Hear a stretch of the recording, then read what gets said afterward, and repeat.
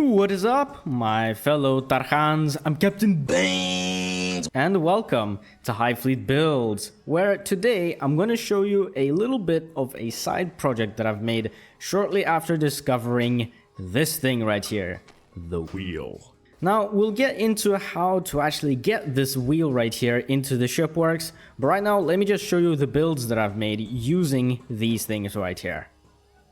So here I present to you Thomas the NUKE engine right here. I've also made a version of this design which instead of this right here, it carries a bunch of artillery, but basically this Thomas the NUKE engine carries, well, completely conventional nuclear missiles. And this thing pretty much consists of 3 different kinds of components. Let me just show you them right now. So the first one right here is the locomotive, which looks nothing like a locomotive, but at least this is a little safe spot for the bridge. So the bridge is right here, and yeah, it does have a little bit of armor, a little bit of thrusters, and also some fuel, fire suppression systems, and some palash, and of course the wheels, don't forget. And yeah, pretty much other than that, that's kind of it for this thing.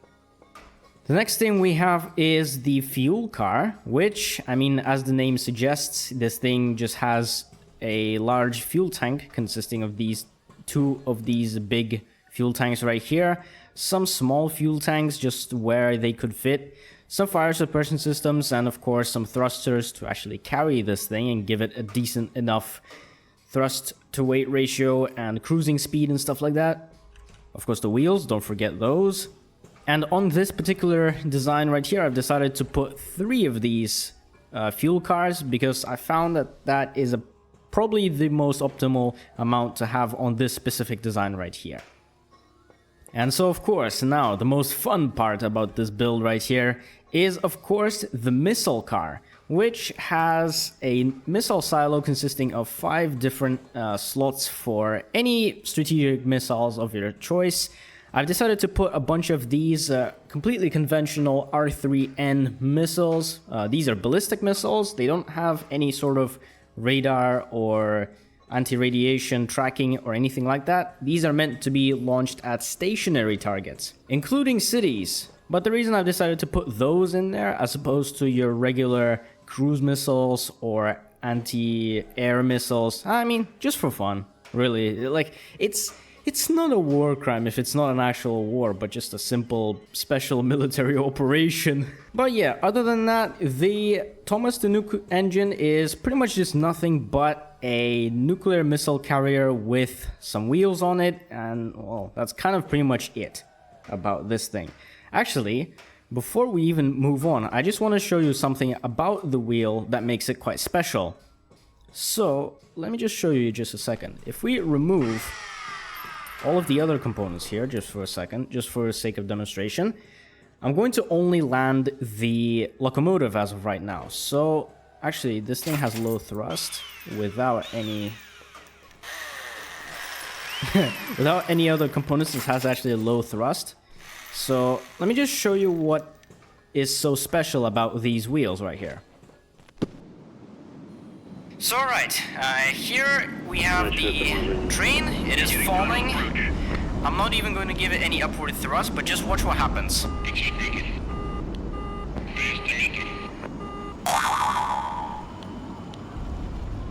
Yep, that's pretty much what happens when you land at full speed with a bunch of wheels. It literally does nothing. The wheels don't take any form of damage, and that's kind of overpowered, isn't it?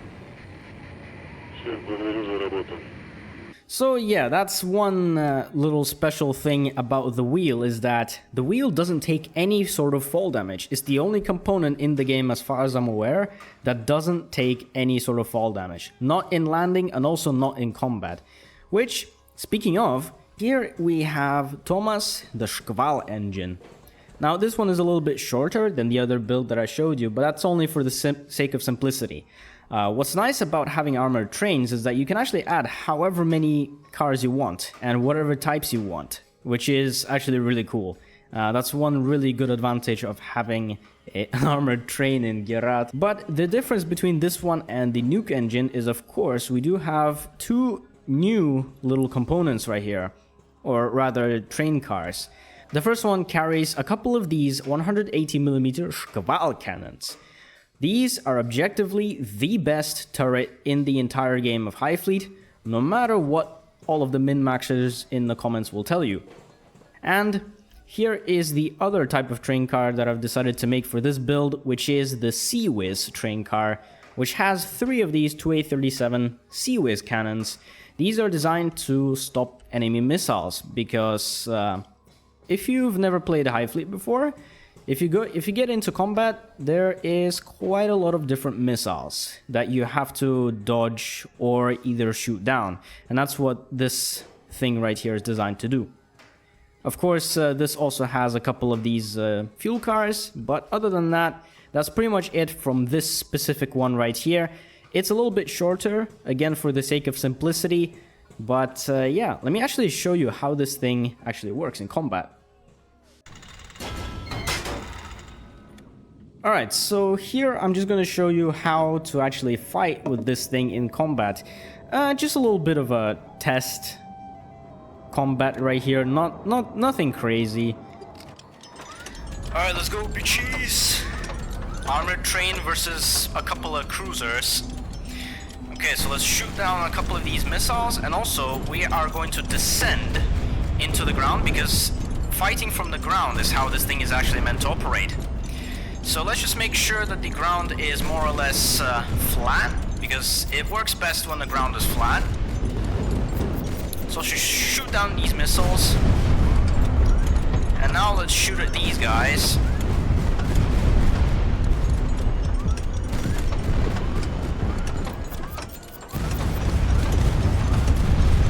We did take a little bit of damage in that other train car, but other than that, when we landed, we took 0 fall damage, and that's because of the wheels. As you can see, we are completely fine, and okay, fuel is a little bit burning, that's fine. Let's just keep fighting them. One thing you are going to have to be careful of is enemy debris falling on top of your head.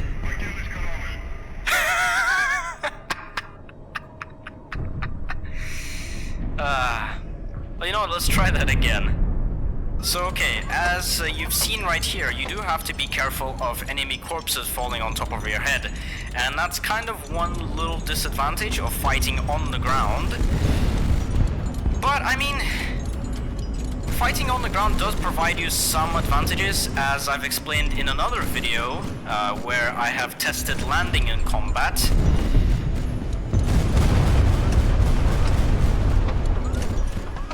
So okay, let's just fire at the Nomad right here. As you can see, the Squall cannons are doing some numbers on the Nomad, which, I mean, no shit. It's a rapid firing 180mm artillery turret, like it is objectively the best gun, so like, you know, what should I expect? Oh shit, I should probably move away from the debris. Okay, whew. We barely escaped that debris right there. The only problem is that because of the way that I placed the Sea-Whiz cars, is that the convergence of the Sea-Whiz tracer rounds are a little bit of something that needs to be optimized on this specific build right here. But otherwise, this thing just absolutely fucks every enemy ship in the ass. So, just armored train versus a bunch of flying cruisers. And yeah, so that was the combat test right here for this specific little design right here, just as an example of what you can design using these wheels. Land into the ground in combat and just shoot at your enemies from below. Of course, you are going to have to be wary of their corpses falling on top of your head, but yeah, otherwise, I think it's a pretty viable tactic, actually. But now, let me actually show you how you actually get these wheels right here into the shipworks. Now, the way to actually do this is you don't need any sort of mods. What you really need to do is just change some things in the game files, and, well, I'll just show you the steps right here. So, okay, let's just exit the game right now and I'll show you. And now, welcome to the game files of HighFleet. Now, to get here, what you really need to do if you are a normal person is to go to whatever disk Steam is at. Go to program file, so go to whatever disk, program files, Steam, Steam apps, common, HighFleet, and it will take you over here. Now, my files right here look a little bit different, and that's because I've installed recently a mod, but it should look something similar to this. And to actually access the wheel in the game, what you have to do is get into this save folder and just choose whatever save you want, whichever profile you want. I'm just going to choose profile 3 maybe, just as an example, and then click on this profile.seria file. So this should open up this little thing right here. I'm using Notepad, but you can use whichever app you want, which makes it easier. And take a look at this part of this file right here.